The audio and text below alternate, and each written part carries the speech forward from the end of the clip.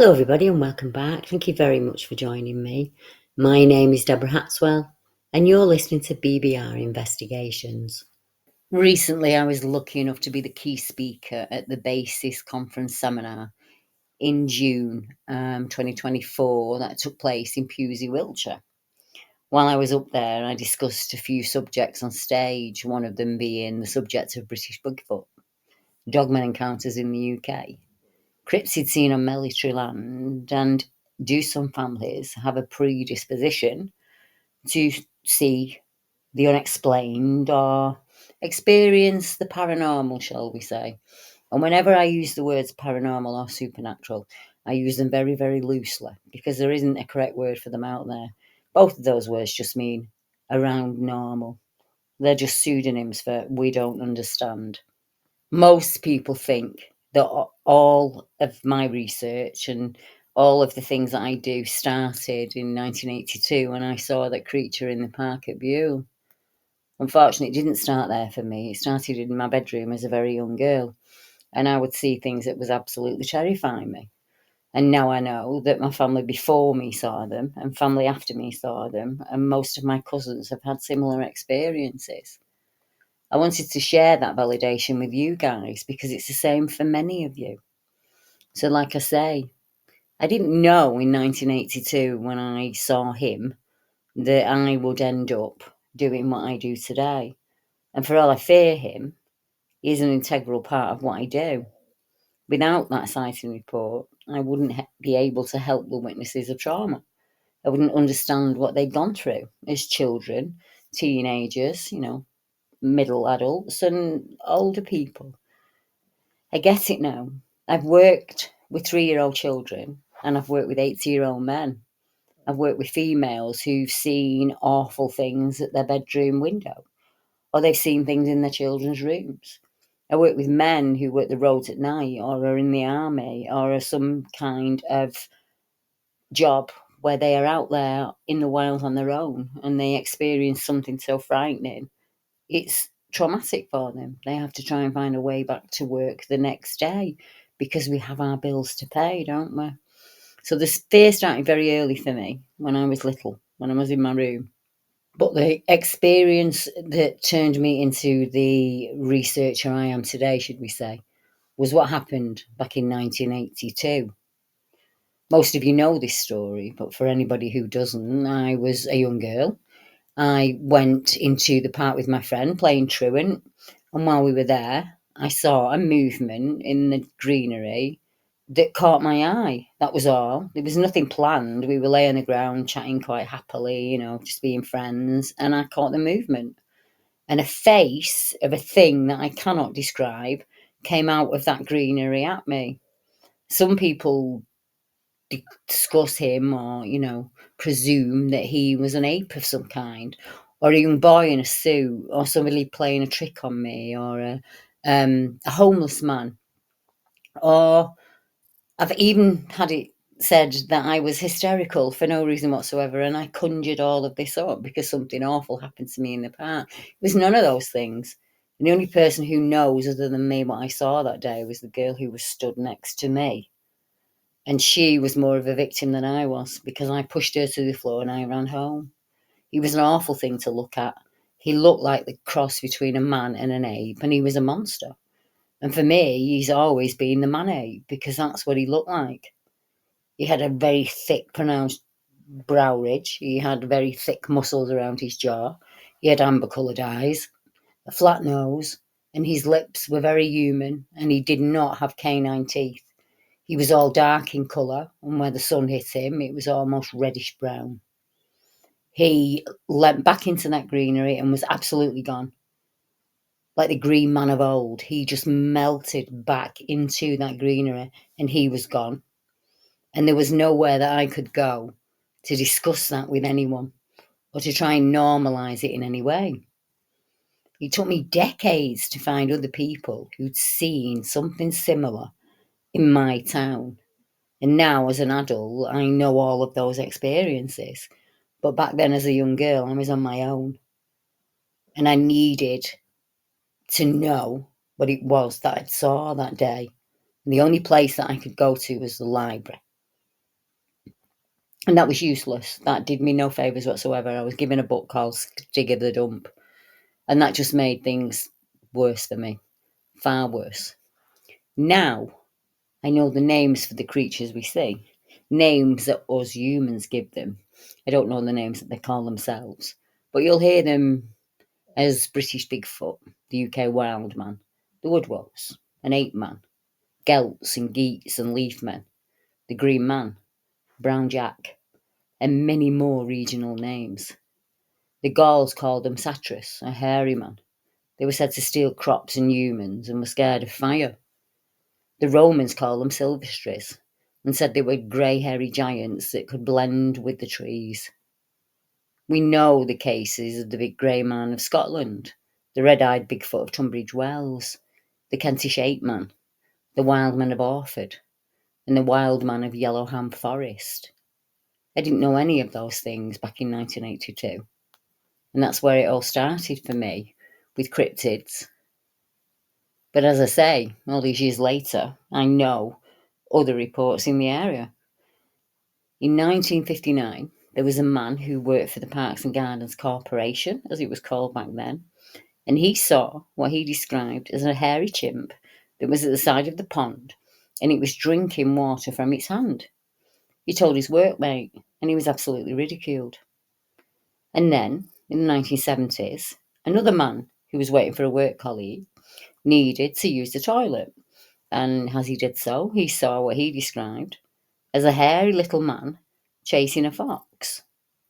It was less than 10 years later when I saw my ape man, and he didn't look like a little hairy man.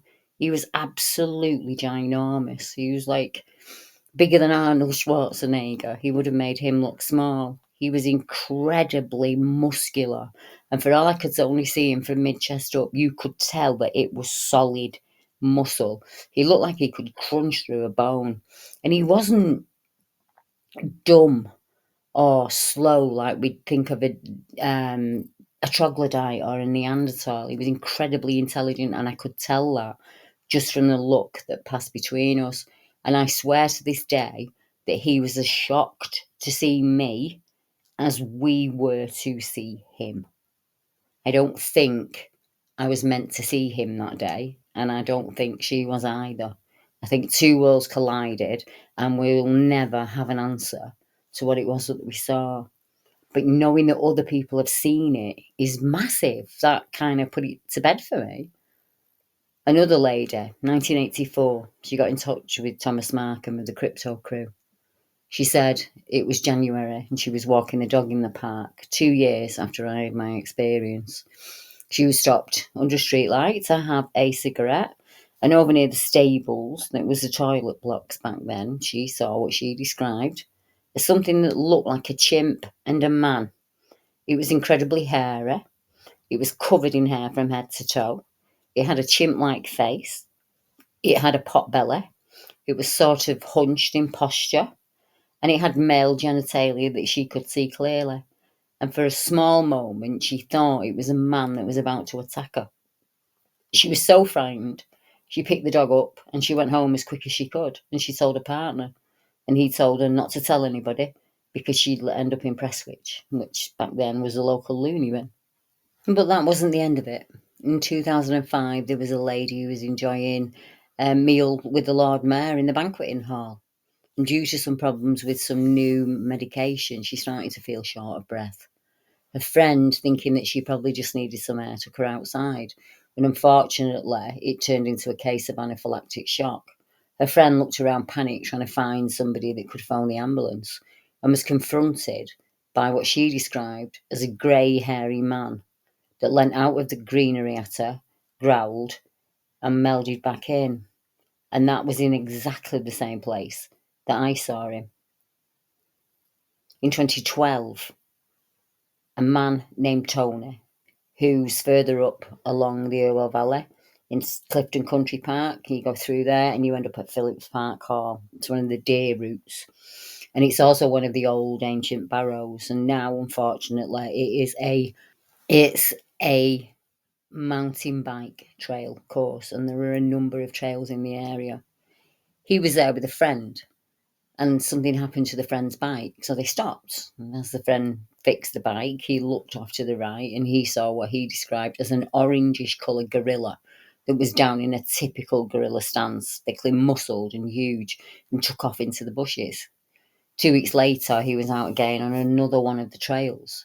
He had a problem with his chain, and as he bent down to fix it, once again, he saw the same orange looking creature that he described as gorilla like.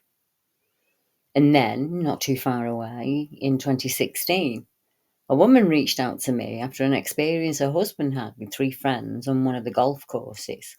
It is also an area that attracts the deer, also an old ancient barrow. 4 men are playing golf and they see something in the rough that is making its way around them in very suspicious circumstances. And being that our town can be not a great place to be after dark, they were worried that it was somebody who wanted to steal the gear that they had on them. So, outpowering him 4-1, they walked towards him. And as they did that, it stood up and they could see it clearly. And it was a hairy creature that was gesticulating with its hands as if to tell them to go away. And they didn't, they stepped towards it. And when they did that, they heard a cry or a scream over their left shoulder. And they looked back, and when they looked forward again, he was gone. Back in the deer park in 2017, a father and son saw figures over the mist across the meadow there. The father saw a tall grey figure, about 7 feet tall, and the child saw a much smaller, dark-haired figure. And then we have 2 reports that took place in 2021. One of them was a gentleman who was looking out of his window that overlooks the park area in a thick snowstorm when he saw something coming up the very steep rise, moving in a way that was just not human. It was incredibly thick and muscular, and it went over the top of the road and down into what is the Deer Valley, where the River Irwell runs.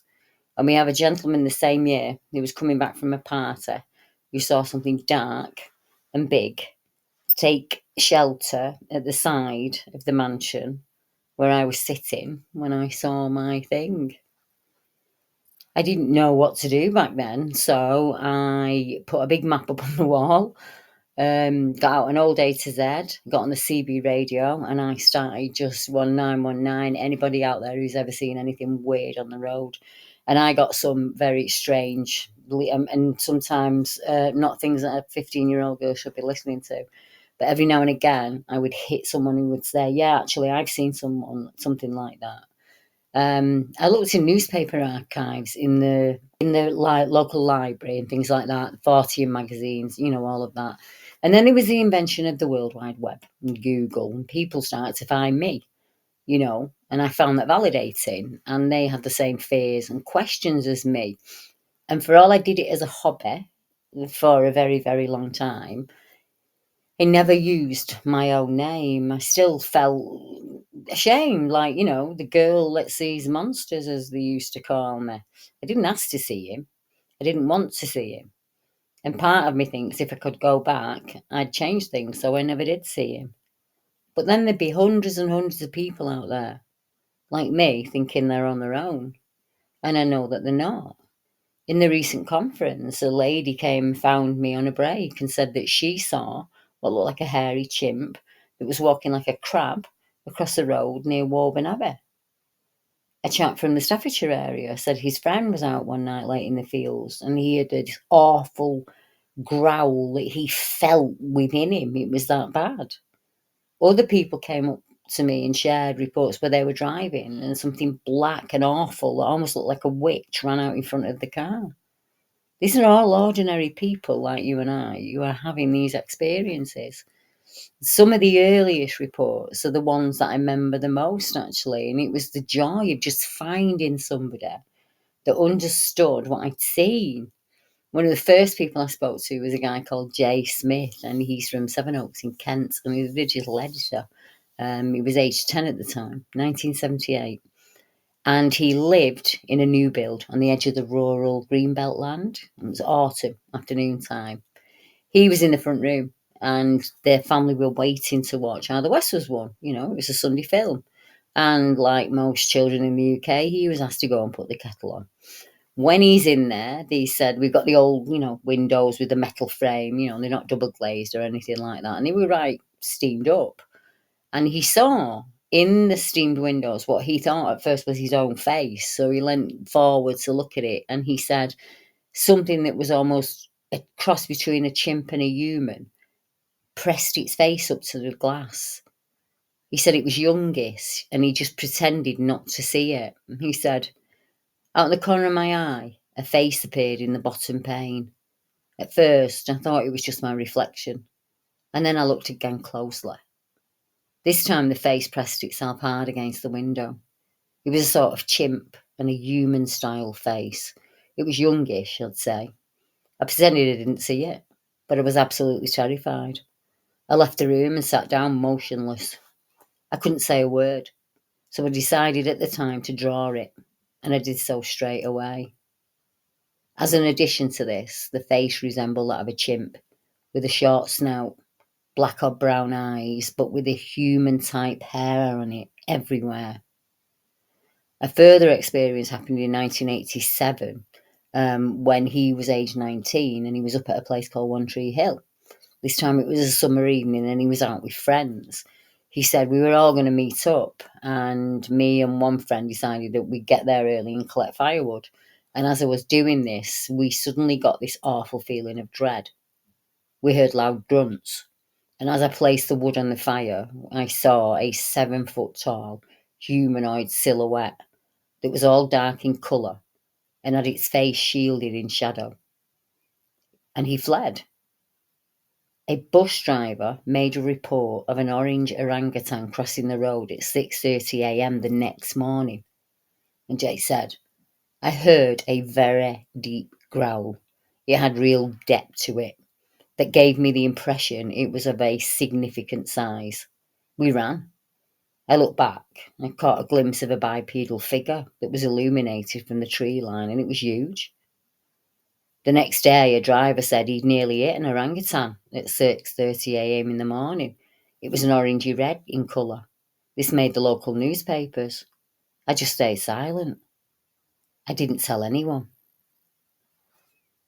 Also reported in the county of Kent, in the Sevenoaks and Medway area, is another report that takes place around Kit's Coty Barrow. A person attending the conference also met me outside and spoke to me about an experience at Kit's Coty Barrow. The one I'm sharing now happened in the 1940s, and it was a person on YouTube who got in touch with me and said, my mother grew up on Bluebell Hill in the 1930s and 40s. She told me that her class were taken on a nature walk at school to the Kit's Coty Barrow. It's an ancient barrow in the southeast of England. The day went well, and they were busy collecting plants for the war effort when one little girl started screaming and pointing to the woods surrounding the field. When the young girl explained that she'd seen a giant ape man in the trees and it was watching them from the wood, the teachers got the girls together and walked them back to school promptly. The girl who had seen the creature was very badly shaken. She didn't attend school for a week or more. And then we have the Walder-Slade ape man. Maureen Bond, 18, and her boyfriend were in a rural woodland in Kent. He lit a fire, and Maureen looked up, and just a few feet from them were two glowing eyes.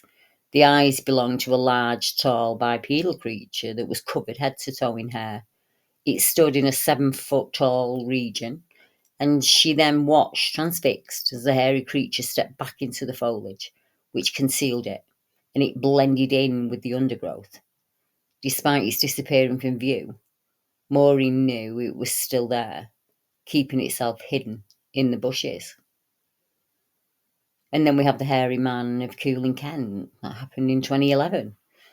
And it was reported by a mother who said, my son and his friends saw a very large hairy man running along some hay reels. It happened in the early hours before morning light when they were in the fields rabbiting. My son and his friends said they saw a man-like creature that was watching them. And then it took off at great speed across the hay reels, headed in the direction of some woods. It was really tall. It was all hair covered and had weird hair at the back of its head that was mane-like. It hid its face. There are many reports like this in the area, and also in the areas of Bluebell Hill.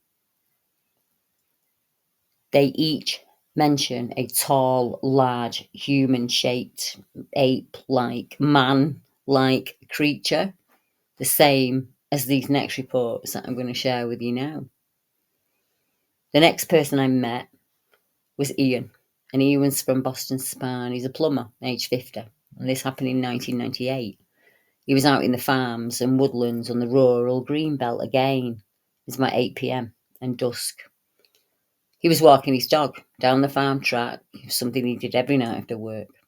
And as he does that, the dog starts to react. He thinks it's a fox, and he looks up, and it isn't. Something stepped out of the tree line that he described as being 7 foot tall and human-like. It was massively built, like a bodybuilder. It was 5 feet at the shoulders. It was dark in colour, and it kept his face shielded in shadow. The dog ran at it and did a bluff attack, and then fled. The creature looked left into the woodland and shook its head, as if to say, "Don't come out." Ian was so shocked he nodded his head at the creature and walked calmly away.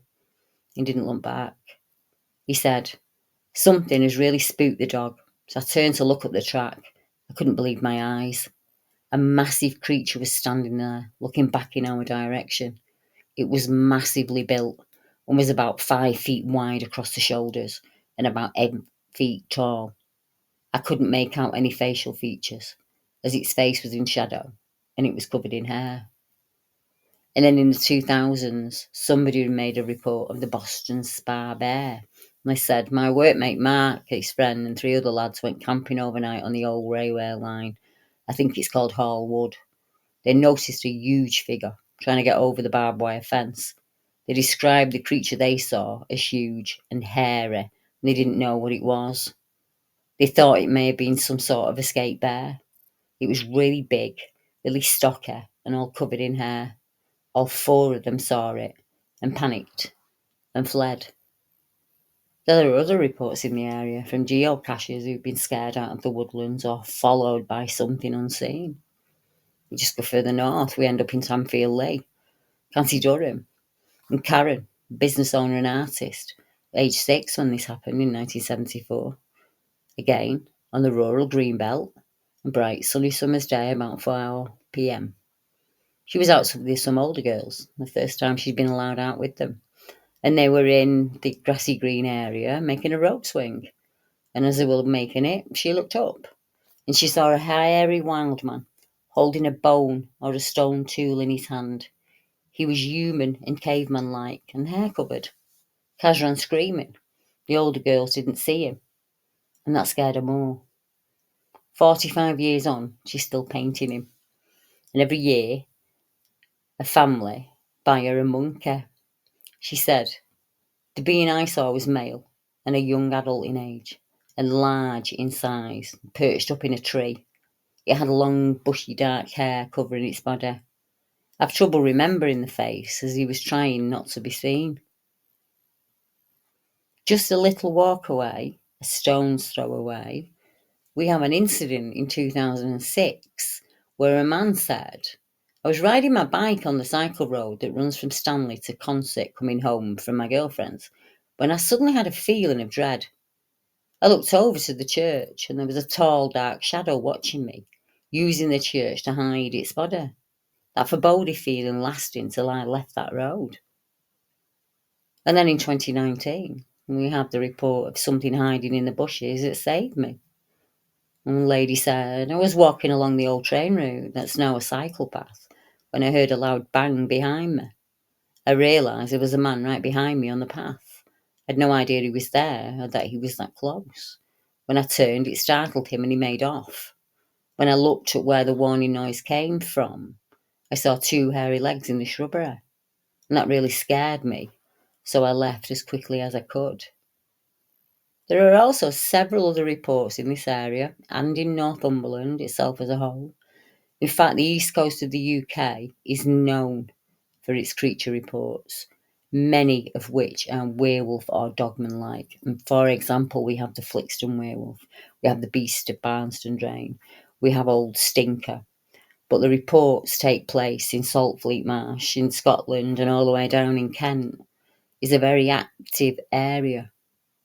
There are so many places in the UK with reports like this. Many of them take place on MD land or out in the rural areas on the edge of town, as we've heard. Often described as male, very broad across the chest, 7 foot tall, completely hair covered, that shields its face in some way, whether that be by using the shadows, the leaves, a church or a tree, whatever it needs to do to keep itself hidden. That's what it does. And that's just the ape-like creatures. Listen to some of the werewolf cases. The names for them are never-ending. Wolvers, bipedal wolves, canine creatures, girt dogs, barghest, shucks, shugs, all manner of names. They are, in my opinion, dogmen or wolfmen. I don't know what else to call them, really. We've got Daisy. She's a farmer, 2002. She lives on the border of Surrey and Sussex on rural farmland and a family home. She's out one day on a warm sunny afternoon, about 2002. It's a daily routine. She's on a farm track, like Ian. She's walking the dog, and the dog reacts, as did Ian's. And as Ian did, she looked down the track, and she saw something that was reddish in colour. It was looking down, and it was down on all fours. And when she noticed it, it stood up onto 2 legs. She said it was clearly canine. You could tell that the legs and the limbs on these things were dog-like. It was about 5 foot tall when it was down on all fours, and standing upright, it was about 7 feet tall. It had a hunched posture. And when she saw it and it realised he'd been seen, he was almost rubbed out or sucked away. They were both lost in thought as they walked along. And they were both, like me, myself, and the thing I saw, shocked to see each other. But what Daisy saw was wolf-like. Definite dog's legs, pointed ears on top of its head. In the intervening years, she found out that her late mum saw 2 creatures on the land there. One of them she saw up in a tree that was shaking the tree. And another thing that terrified her was walking along in the woodlands. And Mum had a real fear of the woods and just eventually stopped going. Daisy tried to get it out, but she'd only go if it was autumn or winter and she could see through the tree line. Daisy tried to moonbait and she was down near the laurel tree, and her dog, who's he's a farm dog, he's quite vicious, did the opposite polar behaviour of what he would normally do. He was absolutely terrified. Daisy put his well-being first and she walked away from there. She's seen dark shapes in the woodlands and fields, as has her sister. April 2024 of this year, it's ramped up. It's on the bedroom roof. She's hearing bangs on the walls and the doors. She felt warm breath around her. She has the question of, is it a friend or is it a foe? Most of us have that. It's quite natural. She feels watched if he's around, and she knows when he's around. She tried to capture him on GoPro, and all she got was a flash of light. What is this relationship about? Fear, love, scared, protected? It'll all play out as it should. She had some earlier experiences of prophetic dreams where she witnessed animals that were dead in the fields, and those events took place. She's had interactions with several dog spirits. Her sister saw something chasing the sheep, and Dad saw an orb. Daisy's case reminded me very much of a case that took place in Stapleford, 2022, also on rural farmland. Midsummer, it was night, about 2 a.m.ish, and the witness in this case is called Polly. She was visiting a relative, and it was really hot that year, if you remember, so most of us were not walking the dogs in the day. So she would visit her relative at night, and then she'd take the dog for a walk where it was cool. Out in the area where she was, there was a set of traffic lights in the middle of nowhere, really, only temporary. And for several nights before, she'd felt trepidation when she'd reached those traffic lights. The night of this happened, she reached those lights and saw what she thought was a huge dray or shire horse that was hiding behind a tree. It looked like a thick, muscular trunk kind of thing, but it wasn't. She immediately thought to save it, It's an animal, it's out there on the road, someone was probably going to hit it. So she moved a car to catch it in the light, and as she did that, it walked from behind the tree. It was up on two legs. It was 7 feet tall. It was thickly muscled, and it had a snout and ears on top of its head. And it crossed the road, and she just sped home. She said every window in the car was open, and all I could think of was that it was going to get in and get me. It looked like an Arnie. It was just thick muscle. 2 days later, she decides to go to a parkland where she's among people because it's really spooked her. And when she's there, she has activity with a shaking tree, just like Daisy's mum. Her dogs are scared at home, just like Daisy's dog, and she feels watched constantly when he's around, just like Daisy. She feels him. As a child, she saw a wolf with her dad once at a place called Devil's Home. She said it was down on all four legs, and then it stood upright on two, just like Daisy's. When Mum found out, she was annoyed, and they tried to tell her it was an Irish wolfhound, but she said it wasn't. Years later, I saw one of those pirate DVDs that you used to get. Friend had it, and it was The American Werewolf in London. And when I saw the cover of that film, I knew it was the same creature that I'd seen. It had a dog-like face. The next account is only a stone's throw away, and it's a strange account of serendipity, also out on the rural farmland in a place called Little Stone. The man in the case is called Ant, and in 1986 he was visiting with his mum's friend.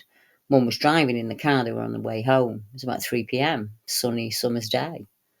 He's in the back seat of the car, looking out through the two seats, and he describes something that's 7 feet tall, all dark in colour, thickly muscled, wild at the shoulders, with a snout and ears on top of its head, that steps out and crosses into the road. He said he could feel a menacing sense coming from it, and what was worse, his mum was completely unaware, a little like Karen in Tamfield Lee. And then, in the 1990s, he saw it again. He was with a friend and they were going to meet some girls, and they had their skateboards with them. And as they got to the same dip in the land where he saw the creature, once again, something huge, black, and thickly muscled stepped out of the hedgerow. They jumped onto the skateboards and couldn't get out there fast enough. And his friend denied seeing it. But Ant can't, because he still has a scar from the scrape he got when he fell off his board. Now, many years later, when he's grown, he meets his partner, Mel, and they have the conversation. What's the strangest thing that ever happened to you? And Mel said, oh, when I was in Littlestone, I was in a certain lane. It was very dark at night. I was driving with my boyfriend, my car. There's no lights on out there, just the car headlights. He's looking for a tape to put into the tape deck. And from the side of the hedge, a 7 foot tall, dark coloured, thickly muscled thing with flaring, snouting nostrils that had a dog horse type of face stepped into the road and crossed in front of the car. Sitting between the two cases along the M6, there was another incident recently with a tall, dark, upright creature that was seen by a motorist. And this happened on the M6 near the Staffordshire Services, 2017. I believe I encountered some kind of creature at 12 a.m. on the M6 southbound. It's been nearly 2 years. I haven't voiced this to anyone. I was driving in lane 1 when out of nowhere my head beams picked up on a man, like dark shape, with very bright eyes, running down the embankment in my direction. Instantly I swerved to my right to avoid hitting it, as it had just come in front of the car from nowhere. I was driving about 70 miles an hour. My wife and my son were asleep in the back of the car. Ever since I have puzzled by those bright glowing eyes. They were just there in the pitch black, jumping out in front of my car. Luckily, there were no cars in the adjacent lanes when I swerved. Otherwise, I'd have been a major accident. I've never seen human eyes that glow in the dark. That must have been absolutely terrifying for him. Can you imagine that? I mean, it's dangerous as it is, isn't it? I mean, it's supposed to be a smart motorway, as they say, and there's more crashes on it now than there ever was. And to have something run down the embankment at you as you're travelling in your car must be absolutely terrifying, especially when you've got precious cargo in the back. But what if it happens at home? What if it happens so close to home that it's right at your window? In September of 2023, in Bedfordshire, same kind of setup as Daisy's, rural farm, home on farmland. It's a warm summer evening, about 3 a.m. in the morning. Fred's in bed, he needs a toilet break. And as he gets up onto his Zimmer frame, he hears a tap on the window. And to his horror, when he looks up, he sees a 7-foot tall, dark-coloured, floppy-eared, canine-teethed werewolf at the window. And it tapped on the window with what he described as something between a hand and a paw, and it looked shocked to see him. His carer rang the NHS immediately and the doctor visited, and the carer rang me as Fred wouldn't settle. He needed reassuring it wasn't going to come and get him, and I was able to do that. Fred's of Irish descent, both of his parents were Irish. That day things had changed around the home. His bed had been moved downstairs and there was no curtains up. There is a negative property on the land next door. There's some satanic drawings and rituals, and there's some law or rumour that some nuns buried babies on the land. He'd been thinking about passing on, getting his effect in order. He was worried about enforced sin like most of us are. I assured him he was in no danger. The Irish wolf, as it is known, has come to walk him home, and it will also come to protect when you're ill or in your weakest times. Fred died several weeks later in January of 2024. Something happened on the land back in 2018 when a gentleman named Bill passed away. There were strange prints found below the window. And since then, there were bangs on the wall and the roof, and dark running figures, feelings of being watched constantly, eerie. All were hidden from Fred. He had no clue about any of it. Fred was very sick, and bringing in the doc that day helped that. He passed at home with his dog on his lap, as he wanted, and there were footprints below the window again. The same creature, perhaps? All activity has ended at the farm. It's been bulldozed. He said, the main thing I noticed about this creature were its eyes. They held my gaze. The creature rapped or tapped on the window pane with what was neither a hand nor a paw, and measured it probably about 7 feet high. It had a longer muzzle than our dog, or an Alsatian. It looked like the wolf in the film Red Riding Hood. Its teeth were visible, yet its top lip hung over them. The hair and coat on this thing, particularly under the jaw, was scraggly, a bit like an Irish wolfhound, and it was dark in colour, but not black. A dark grey, possibly. Its eyes were higher and more forward-facing than a standard canine. The creature was hard to look at. Its eyes made you look away from it. The eyes grew for a split second. It looked shocked or surprised that Fred had seen it. The eyes were dark, with very little off-white at the outer edges. The ears weren't as high as a Dogman or an Alsatian, but they had a slight fold or a turning over at the top. The eyes were the main focus of the encounter, which pinned me when I got up out of bed onto my Zimmer frame. It looked straight through me. A short drive away in Harold, a man driving to work saw what he described as a woodwose. Our witness was driving to work on the 1st of February 2021. He saw a figure as he turned the bend in the road. The strange figure seemed to be looking for something in a flooded field. He waited until the end of his shift and went back in better light to see if he was mistaken. He said, the thing I saw came from behind a hedgerow in the second field, and it was wading through there, with very long hair. Even at the cuff area of their arms, it was easy to see the long hair. It wasn't a human. It reminded me of a typical description of like an early woodwose. The hair went over its hands and hung down. It was charcoal grey in colour, and it was silhouetted against the water. Looking at it now, I can see there is nothing I could have mistaken this thing for. There is nothing that big out there, and it was big.